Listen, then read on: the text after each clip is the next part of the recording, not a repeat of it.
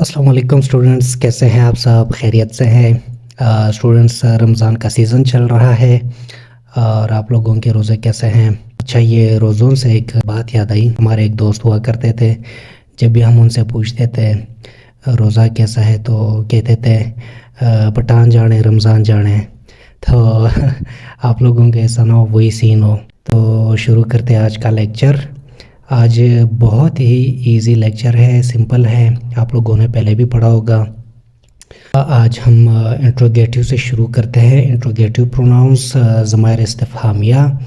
जब भी हम किसी से सवाल पूछते हैं तो हम इंट्रोगेटिव प्रोनाउन को लाजमी यूज़ करते हैं, और वो भी जुमले के बिल्कुल स्टार्ट में। जुमले के स्टार्ट में भी आ सकता है, बीच में भी आ सकता है और एंड में भी आ सकता है। ये जुमले पर डिपेंड करता है। इंट्रोगेटिव प्रोनाउन का डेफिनेशन है, interrogative pronouns are pronouns that are used to ask questions. जब भी आप किसी से क्वेश्चंस पूछते हैं तो आप इंट्रोगेटिव प्रोनाउन को इस्तेमाल करते हैं। इंट्रोगेटिव प्रोनाउंस कौन कौन से हैं स्टूडेंट्स, हम देखते हैं। What, which, who, whom, whose, ये सारे इंट्रोगेटिव प्रोनाउंस है। जब भी आप किसी से सवाल पूछते हैं तो आपने ये प्रोनाउंस यूज़ करने हैं। इसके एग्जांपल्स हैं, हु आर यू, आप कौन हो। फिर हमने एंड पे लाजमी ये क्वेश्चन मार्क का साइन डालना है। अब इसमें हमारे पास हु इंट्रोगेटिव प्रोनाउन आया। Whom do you want to see, अब होम हमारे पास इंट्रोगेटिव प्रोनाउन है। इसमें हमें बताते हैं कि अगर डायरेक्ट क्वेश्चन पूछा जाए तो जुमले के आखिर में सवालिया निशान लगेगा, और अगर इनडायरेक्ट क्वेश्चन पूछा जाए तो जुमले के आखिर में पीरियड लगेगा। ये हमारे पास पीरियड, जिसे हम फुल स्टॉप भी कहते हैं। स्टूडेंट्स, आपने ये देखा नहीं होगा कि जब आप किसी से क्वेश्चन पूछते हैं तो उसके एंड में आप पीरियड भी लगाते हैं, लेकिन इस तरह के क्वेश्चंस भी हैं जिसके एंड में हम पीरियड लगाते हैं। वो डायरेक्ट क्वेश्चंस है, वो ये है, what is your name. By straight forward उन्होंने पूछ लिया कि आपका नाम क्या है, और इनडायरेक्ट क्वेश्चन में वो आपसे डायरेक्ट सवाल नहीं पूछना चाह रहा। जैसे कि I was wondering what you think, मैं तजस्सुस में था कि आप क्या सोच रहे होंगे। अब ये क्वेश्चन है, लेकिन इसके एंड में हमने पीरियड लगा दिया, फुल स्टॉप लगा दिया। अब इसमें इंट्रोगेटिव प्रोनाउन कौन से हैं? व्हाट। और वॉन्डरिंग भी हम वहाँ पे यूज़ कर सकते हैं जहाँ पे हम कुछ पूछना चाह रहे हों। स्टूडेंट्स, प्रैक्टिस आप घर में लाजमी कीजिएगा। 2-2, 3-3 स्टूडेंट्स, जितना ज़्यादा आप लोग प्रैक्टिस करेंगे उतना ज़्यादा आपका इसके ऊपर कमांड होगा। अब रिलेटिव प्रोनाउंस कौन से हैं? ज़मायर निस्बती। स्टूडेंट्स, रिलेटिव प्रोनाउंस कुछ वर्ड्स हैं जो हमें नाउन का हवाला देते हैं या नाउन के बारे में कुछ बताते हैं, या हमें दोबारा नाउन की तरफ ले जाते हैं। इसका डेफिनेशन देख लीजिएगा। Relative pronouns take us back to some nouns already mentioned in a sentence. ऐसे नाउन जो पहले से जुमले में मौजूद हों और जो हमें नाउन के बारे में बता रहा है, वो रिलेटिव प्रोनाउन होता है। Relative pronoun who, which, that, whom, whose, बाकी same to same interrogative pronoun की तरह है, लेकिन इसमें सिर्फ एक चेंज है।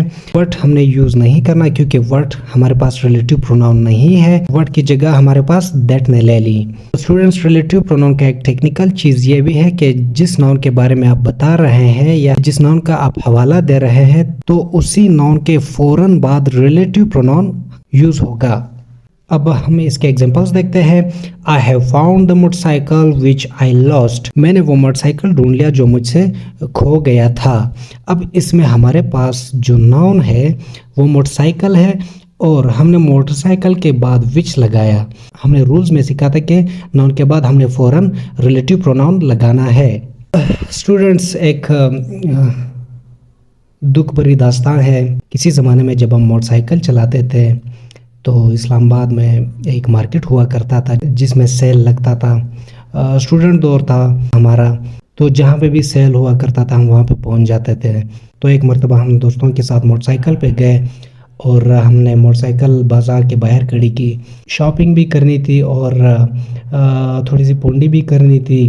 तो जब ये सब कुछ करके हम बाहर निकले तो हमारा मोटरसाइकिल वहाँ पे मौजूद नहीं था, और कोई हमसे भी ज़्यादा ज़रूरतमंद था लेके निकल गया था वहाँ से, और उसके बाद वो हमें दोबारा मिल नहीं सका। खैर, ये तो एक स्टोरी थी, आपको सुनानी थी। आप लोगों को इंगेज करना भी ज़रूरी है। इस सेंटेंस में हमारे पास नाउन मोटरसाइकिल है और नाउन के फ़ौरन बाद हमने रिलेटिव प्रोनाउन लगा दिया which. This is the boy who works hard. ये वो लड़का है जो ज़्यादा मेहनत करता है। बॉय, अब बॉय नाउन है हमारे पास और रिलेटिव प्रोनाउन हमने फ़ौरन लगा दिया उसके बाद। स्टूडेंट्स इसके भी 2 एग्जांपल है, लाजमी कीजिएगा। स्टूडेंट हमने थोड़ा सा भी रिलेटिव प्रोनाउन के रूल्स को भी देखने हैं कि ये कहाँ कहाँ पे यूज़ होते हैं और किस किस चीज़ के लिए यूज़ होते हैं। स्टूडेंट जब भी हम किसी सेंटेंस में हु लिखते हैं तो हमारा टारगेट होगा कि हम अल्लाह ताला और इंसानों को मुखातिब होंगे, किसी दूसरी चीज़ या जानवर के लिए हु इस्तेमाल नहीं होगा। हूँ भी इसी तरह है, अल्लाह ताला और इंसानों के लिए इस्तेमाल होते हैं। हुज थोड़ा सा इससे डिफरेंट है। हुज हमने अल्लाह ताला इंसानों, जानवरों, परिंदों और इनएनिमेट थिंग्स जो जिंदा नहीं है उनके लिए इस्तेमाल करेंगे। दैट हम किसके लिए यूज़ कर सकते हैं? दैट जब भी हमने यूज़ करना होगा तो हमारा इशारा human beings, animals, inanimate thing या गैर जानदार चीज़ों के लिए हम यूज़ कर सकते हैं। ये हम अल्लाह ताला के लिए इस्तेमाल नहीं कर सकते, विच हमने इंसान और अल्लाह ताला के लिए इस्तेमाल नहीं करना। स्टूडेंट्स डिस्ट्रीब्यूटिव प्रोनाउंस को हम देखते हैं।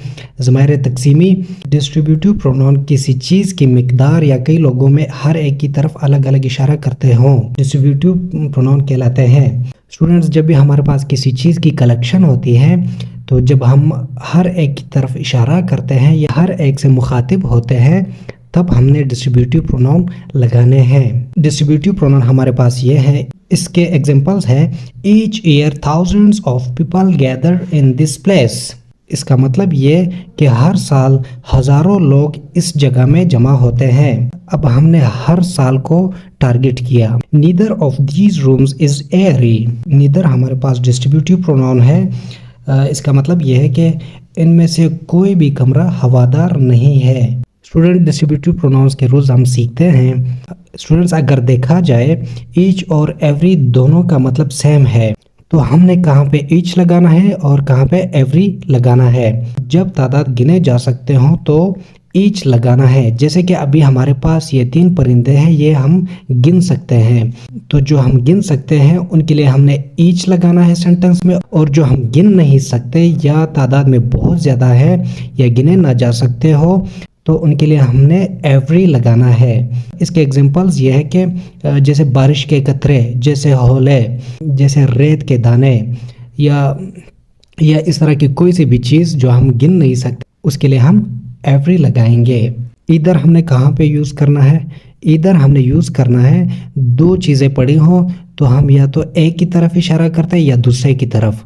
दोनों की तरफ हम इशारा नहीं कर सकते, उन दो में से किसी एक की तरफ हम इशारा करते हैं। नीदर हम कब इस्तेमाल करते हैं? जब हम 2 चीज़ों की तरफ इशारा करते हैं और दोनों के लिए हम नेगेटिवली सोचते हैं, जैसे कि ना तो एक और ना ही दूसरा। स्टूडेंट्स ये था हमारा आज का लेक्चर छोटा सा था, इस वजह से आप लोगों से थोड़ी सी गपशप भी लगाई। तो कहने का मकसद ये है कि हर एक लम्हे को एंजॉय किया करें। मिलते हैं अगले लेक्चर में। अल्लाह हाफिज़।